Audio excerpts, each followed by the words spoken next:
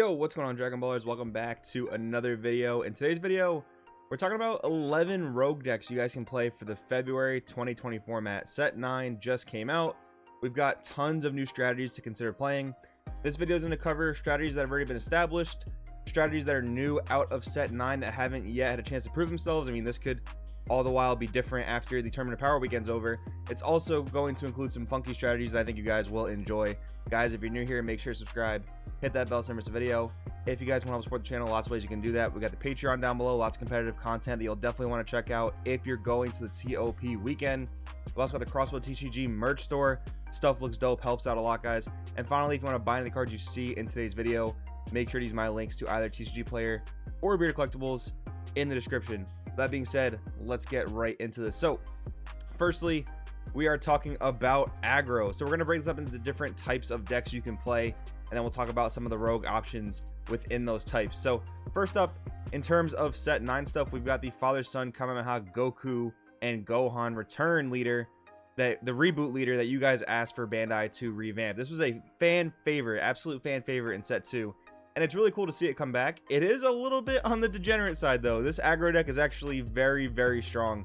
It's very leader centric. So if you time it all correctly, when you attack on your unawakened side, you'll untap your leader. Then if you're at the 3 or less life, you can awaken in that same attack. Then you can activate the ability to crit yourself a life and gain the triple strike. So you'll be standing up. So that's one attack that you're already doing. Then you can go for the second triple strike attack. Then you have the activate main once per turn. Switch the card to active mode. At the end of the turn, you lose the game. That's where you get your third triple strike attack. So 3 25k triple strikes, not including any senzu beans, not including overwhelm Toa to make your leader plus 5k for the rest of the turn. It gets pretty insane. There's a lot of different builds of this guy running around. You've got your red green arrival aggro. I've seen things as crazy as red green blue using arrival and using senzu bean and using hidden potential to stop things like topo for 1 energy. That's pretty insane. You've also got your green yellow successor build, just arriving every single green yellow card you possibly can. You get your 4-drop Rebrian, you got your 4-drop Krillin 18. You bring those out to the board, you successor them off into the 8-drop Gohan, who will attack for a 30k triple strike just like your leader does. And then you have the Goku in the drop area to combo restand it. So that's 5 triple strike swings on your kill turn. That's pretty insane. This is a pretty one-dimensional deck. Not to say you don't have to sequence well, but it's a one-dimensional deck in the sense that it's aggro or bust, right? You kill your opponent on that turn, or you actually just straight up lose the game thanks to your leader's effect. So I'd actually recommend this for a maybe newer player or a player who does want to spend some time to get better at the game, because I really think if you can learn one deck inside and out, master it, practice it for a while, a lot of the things you learn with that deck, resource management, how to combo efficiently, things like that, I think that will translate very well once you start trying to play other decks. So the fact that this is so one-dimensional, I think it's pretty good for beginners. Shouldn't be too expensive to put together either, so that's a plus going for it. The other set 9 aggro deck we're talking about, Mono Black Boo. This deck, if you guys haven't played against it yet, it puts out an entire Boo chain as early as turn 2, turn 3, where it's going for a 15k attack, then a 15k dual attacker. Then if you're on turn 3, you go for a 25k double striker, a 25k crit, and then you're ending on 6-drop Boos. So the 6-drop Boos, there's one that says when your opponent plays a battle card that is greater than their energy, you send your own Boo to the drop area and warp the battle card they're playing. So a little bit of interruption that puts all your Boos back in the drop area, so you can then reestablish a new Boo chain. But then there's also Majin Buu Supreme Evil. When he's in rest mode, your opponent cannot draw cards outside their leader effect, and he can't be removed by your opponent's skills. So basically in this aggro deck, you're putting a lot of pressure on your opponent, and then you're telling them, okay, you can go, you can't answer my Boo boss monster, and you can't really draw cards outside of your leader. So in that sense, you're being aggressive and also pressuring them in different diverse types of ways, where you're not just attacking them and, you know, forcing damage on their life. You're also putting them in a very awkward predicament where they can't get new resources. And that's going to be a really strong position for an aggro deck. This could turn out to be meta after the Tournament Power weekend. Time will tell, I guess. It also has an activate battle. It says pay 3, gains plus 10k in triple strikes. So that's really great for game ending. Next up, we're talking about 2 aggro decks that are, or one's already established, I guess we can say.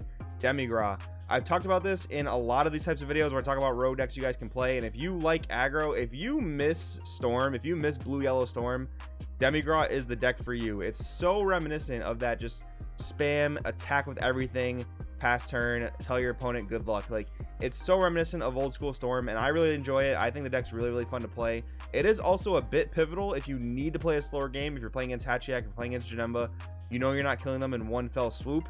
You can transition to a bit more of a mid-rangey game with like time regulator Vegeta and the power booster Demigod chain, where you go into the 7-drop and start ripping the opponent's hand apart. So I do like the flexibility of it, but I think Demigod is an incredibly strong aggro deck. I highly recommend it. And the other aggro deck I want to point out to you guys, Krillin Universe 6. I did an entire video about how to breathe new life into Universe 6. It used to be a crazy strong aggro deck, and it hasn't really seen a lot of play in the past few formats. And I think that was because no one was really putting the time in to innovate the deck and revisit it with like a new leader. I think Krillin really helps that strategy a lot. You have access to absolute release ball, which really answers a lot of your problems as Universe 6. Lets you answer Topo, lets you answer exploiting weakness Vegeta.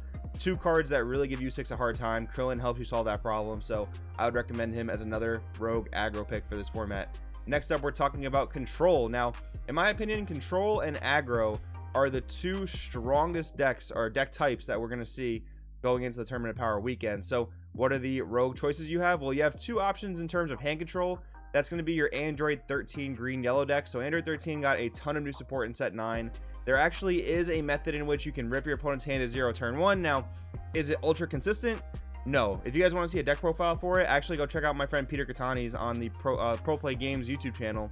He posted a really cool deck profile, kind of explains how the deck works. And while you can rip the hand to 0 on turn 1, it's not super likely, but they have a super insane boss monster in Android 13, Adamantine, and Avenger. Couple that with their old Android 13 7-drop boss monster that already just demolishes your opponent's hand. I think it's going to be a very, very good rogue pick. What do I think is holding it back from being super tier 1 meta? Well, the fact that the leader doesn't untap any energy means you have to play on a very, very strict curve every single turn, and not having that flexibility I think is going to hold this deck back a little bit. But in those games, you rip your opponent's hand to 0 turn 1, there's no shot you lose those games. So pretty cool there. We've also got Ultimate Form Golden Frieza, a deck that's been seeing a lot of love lately. Shout out to the Frieza Army Facebook group. This deck just gets better with set 9. I mean, more green yellow support came out, and the deck was already topping with green yellow. So the fact that there's more green yellow support just means that this deck is going to be even better. It just abuses the Broly Arrival 6-drop. It abuses all the generic successor stuff like Successor Topo, Successor Cell to make your opponent discard a card and kill one of their battle cards. It's just insanely powerful in that regard. No one's really playing the cunning cards. No one's really playing Borgos. No one's playing the counters to Golden Frieza. So it seems like a pretty good pick if you're a big Frieza fan and want to try something rogue and new.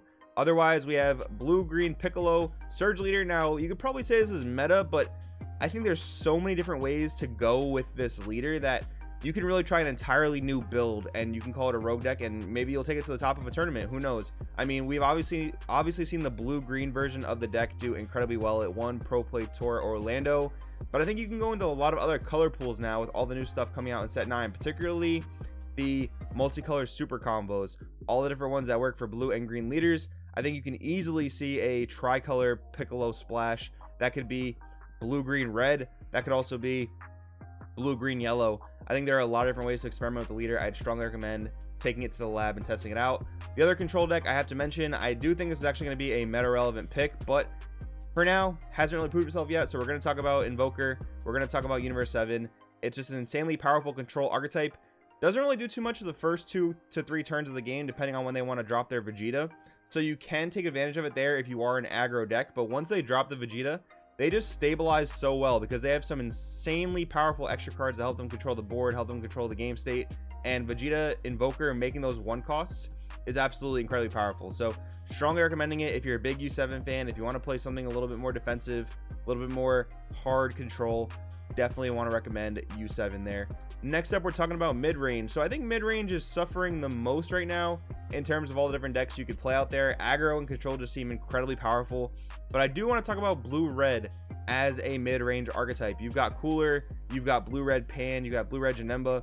There are a lot of different ways you can play mid-range with blue-red, and particularly I think the Cooler Arrival and the Frieza 5-drop are going to be the new boss monsters of mid-range, at least for generic blue-red purposes.